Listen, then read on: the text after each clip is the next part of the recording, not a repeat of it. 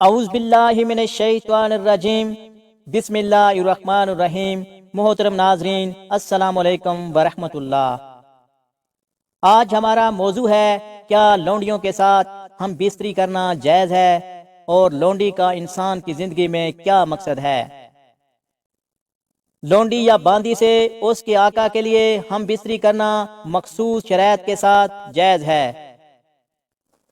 قرآن کریم کی آیات اور حدیث سے بھی صراحت کے ساتھ اس کا جواز ثابت ہے۔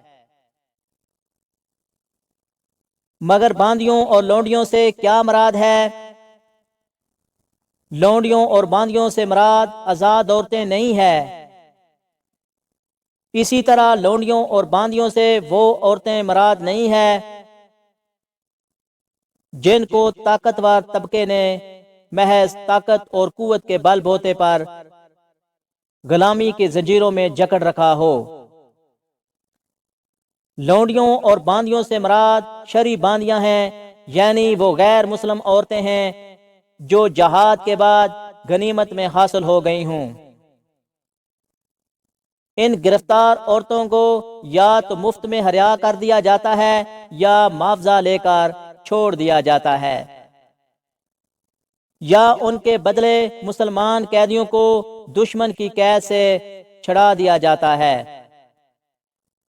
لیکن اگر انہیں احسان کے طور پر آزاد کر دینا ملکی مصالحت کے خلاف ہو، اور وہ فدیہ بھی نہ ادا کریں اور قیدیوں کے تبادلے کی صورت بھی نہ بن سکے، تو پھر اسلامی علاقہ یعنی دارالاسلام میں لانے کے بعد خلیفہ وقت اگر مصالحت کے سمجھے تو شریعت نے ان کو اختیار دیا ہے کہ انہیں مجاہدین میں تقسیم کر دے۔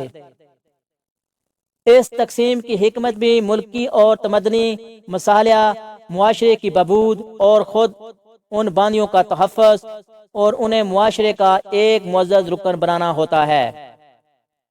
تقسیم کے بعد جن مسلمان کے حصے میں وہ غلام یا لونڈی آئے تو وہ اس کا مالک بن جاتا ہے۔ پھر ان میں جو لونڈی اہل کتاب میں سے ہو، اگر آقا اس باندی کا کسی سے نکاح کر دے تو وہ اپنے مالک کے لیے حرام اور صرف اپنے شوہر کے لیے حلال ہوتی ہے،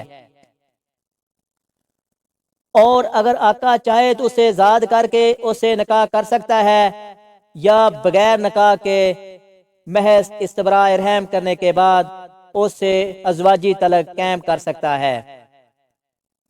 اور اگر اس طلاق کے نتیجے میں اولاد پیدا ہو گئی ہو تو وہ باندی مالک کے مرنے کے بعد آپ ہی آپ آزاد ہو جاتی ہے۔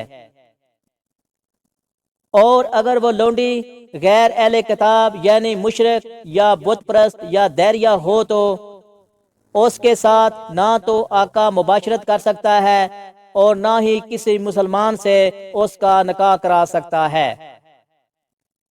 البتہ اگر وہ اسلام قبول کر لے تو پھر آقا اس سے طلاق قائم کر سکتا ہے۔ اسی طرح دوسرے مسلمان سے اس کا نکاح بھی کرا سکتا ہے، اور اس صورت میں وہ صرف اپنے شوہر کے لیے حلال ہوگی، آقا کے لیے قربت کی اجازت نہیں ہوگی۔ غلام باندی کا دستور اسلام سے قبل قدیم زمانے سے چلا آ رہا تھا، اور ہر قوم میں یہ عادت پائی جاتی تھی، خواہ عیسائی ہو یا یہودی ہو، ہنود ہوں یا دیگر اقوام۔ اسی طرح عربوں میں یہ دستور کثرت سے رائج تھا۔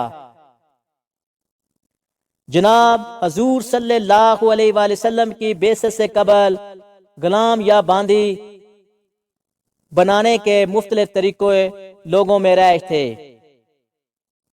ہاں، حضرت صلی اللہ علیہ وآلہ وسلم نے غلامی کی ان تمام صورتوں کو سخت ناجائز اور موجب عذاب لائی قرار دیا، اور صرف ایک صورت کو باقی رکھا، یعنی وہ کفار جو جنگ میں گرفتار کیے جائیں۔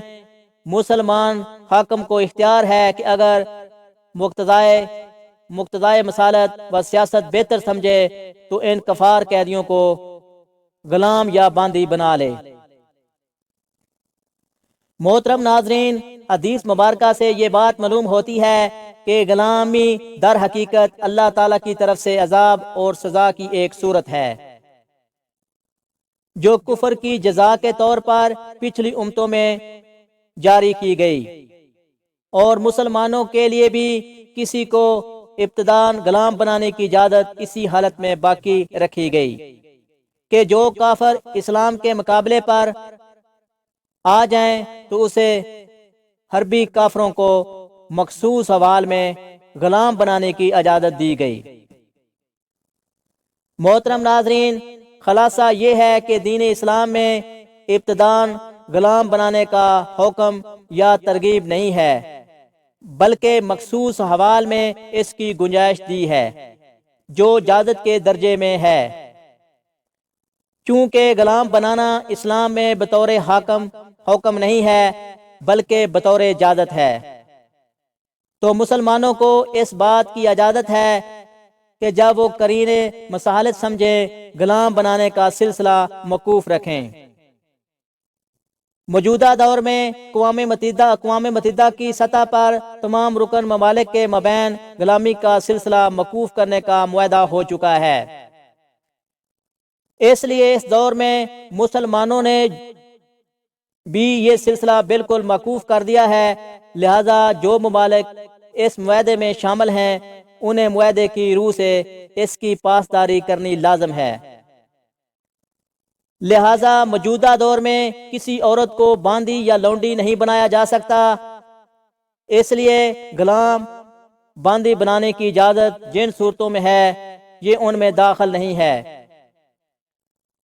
اس کے لیے جو شرائط ہیں کہ شرعی جہاد ہو، امام المسلمین کی رائے ہو، اور مسلمان اور غیر مسلموں میں کوئی ایسا معاہدہ نہ ہو جس کی روح سے ایک دوسرے کے قیدیوں کو غلام نہ بنایا جا سکتا ہو، وغیرہ وغیرہ۔ محترم ناظرین، موجودہ دور میں یہ شرائط مکمل نہیں ہیں، اس لیے کسی عورت کو باندی بنانا جائز نہیں ہے۔